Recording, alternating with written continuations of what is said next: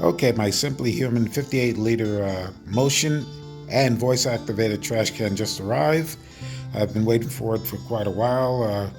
Took quite a bit of thinking before I pressed the trigger on buying this. It's a very expensive unit, but I think it's going to save me a little agita inside my workshop. It's going to be replacing my little buddy over here. He's been in operation for nearly 10 years and doing very well.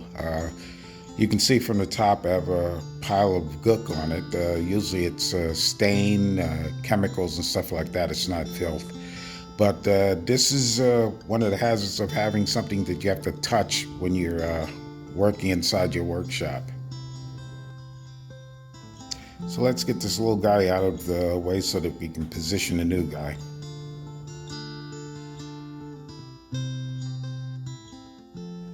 Okay, the unit came very well packaged with lots of bubble wrap around it.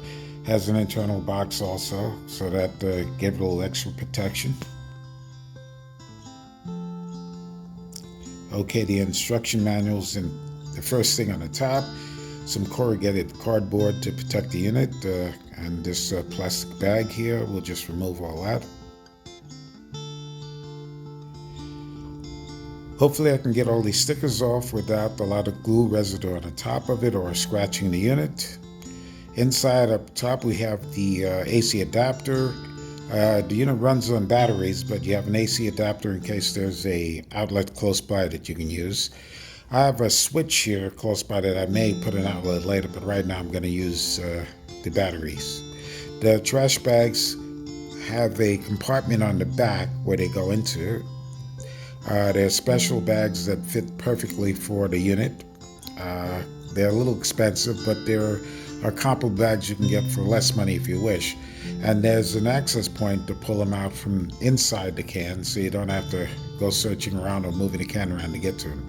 They fit snugly around the rim, and then it's covered by the rim of the can itself. The top sticker gives some basic information like the type of bag that's used for the specific unit. They're usually designated by a letter. This particular can is designated by the letter Q, so you get Q liners for it. The battery compartment is underneath the bags in the back. It takes 6 AA batteries. Open can. And it'll be that way until about 10 seconds and then close on its own. I had to say be that way because earlier video I said it'll stay open, and then it stayed open. Open can. I could say close can, and it'll close back immediately. Or I can say open can, stay open, and it will stay open until I tell it to close.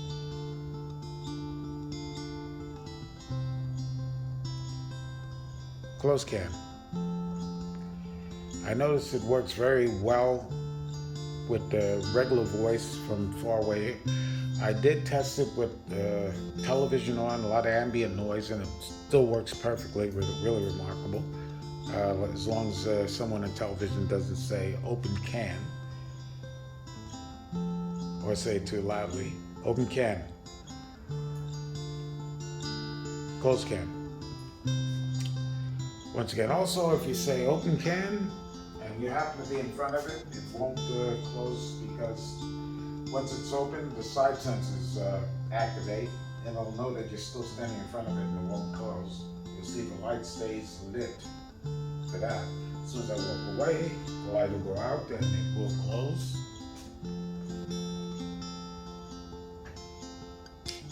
And that's the full operation of it. Very expensive can, like I said. I'm thinking it's going to be worth it.